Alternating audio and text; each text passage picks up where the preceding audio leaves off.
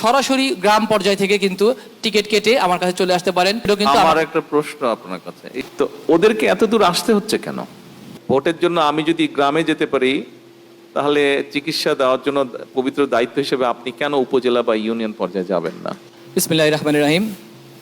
আমাদের সকলের প্রিয় ডিএমসির গর্ব ডাক্তার জুবাইদুর রহমান, মাননীয় প্রধানমন্ত্রী জনাব তারেক রহমান, মাননীয় স্বাস্থ্যমন্ত্রী ও প্রতিমন্ত্রী মহোদয়, সম্মানিত শিক্ষকবৃন্দ, উপস্থিত অতিবৃন্দ, আসসালামু আলাইকুম।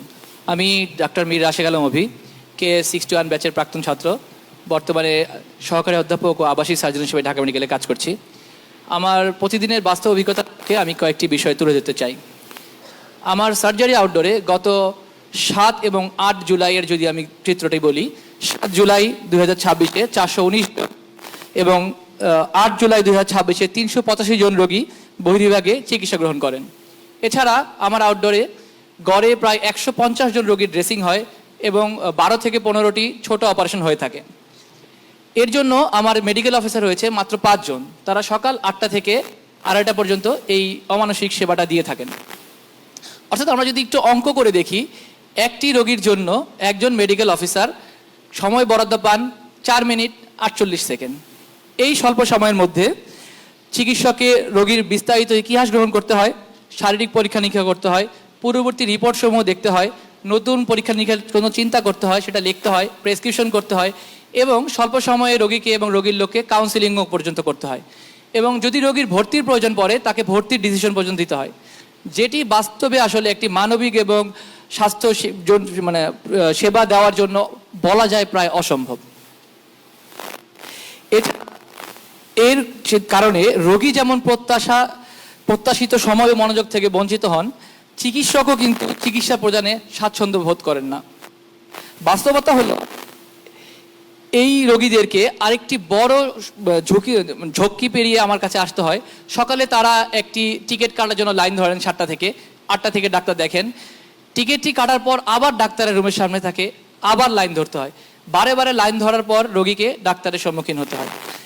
এছাড়া যে কোনো রোগী আমাদের ডাক্তারদের কাছে সরাসরি গ্রাম পর্যায় থেকে কিন্তু টিকিট কেটে আমার কাছে চলে আসতে পারেন।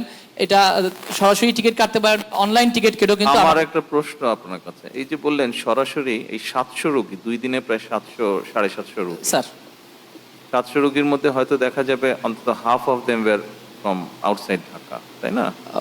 Most of them sir. Most of them were from outside Dhaka. তো ওদেরকে এত দূর আসতে হচ্ছে কেন? স্যার পরবর্তী গ্রাম থেকে আসতে হচ্ছে কেন? কারণ ও গ্রাম থেকে তো ইউনিয়নে যাবে, ইউনিয়ন থেকে উপজেলা বা থানায় যাবে, থানা থেকে জেলায় যাবে, জেলা থেকে গাড়িতে করে আপনার কাছে। এটা আমার বক্তব্যের পয়েন্টে এটা স্যার, যে one patient can come to the tertiary level hospital with 10 টাকা ticket directly. There is no definite referral system in our country, sir. কেন নেই?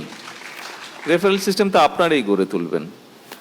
স্যার আপনার নেতৃত্বে আসলে আশা করছি আপনি যদি একটু আমাদের নির্দেশনা দেন, আমাদের স্বাস্থ্য মন্ত্রণালয়ের মন্ত্রী এবং ডিজি মহোদয়দের সদিচ্ছা থাকলে আমরা এটা গ্রহণ করতে পারবো স্যার। আপনি গত কয়েকদিনের নিউজ যদি ফলো করে থাকেন, গত 1-1.5 মাসের নিউজ ফলো করে থাকেন, আমরা কিন্তু সেভাবেই চেষ্টা করছি।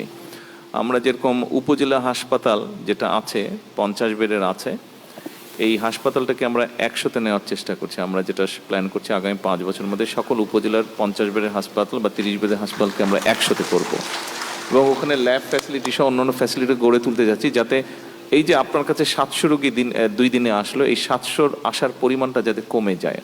কিন্তু এখানে তো আমরা ওই স্ট্রাকচারগুলো বিল্ড করতে পারবো গভর্নমেন্ট থেকে, কিন্তু সার্ভিসটা তো আপনাদেরকে এনশিওর, ওটা উনি পারবেন বা আপনারা পারবেন। মানে প্রধানমন্ত্রী আসলে আমাদের উভয়কে, সরকার তো কাজ করবে, কিন্তু আপনারা যারা এখানে ফিজিশিয়ান আছেন আপনাদেরও সহযোগিতা লাগবে, আপনাদেরও সাহায্য লাগবে, আপনারা করছেন।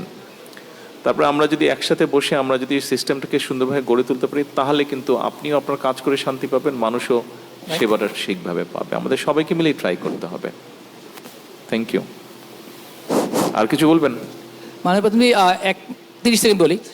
আসলে যদি আপনি যেটা বলেছেন যে স্ট্রাকচারাল দিক থেকে হয়, আমাদের স্বাস্থ্য ব্যবস্থা কিন্তু স্ট্রাকচারাল দিক থেকে ইউনিয়ন পর্যায়ের পরে বাড়ি পর্যন্ত আছে।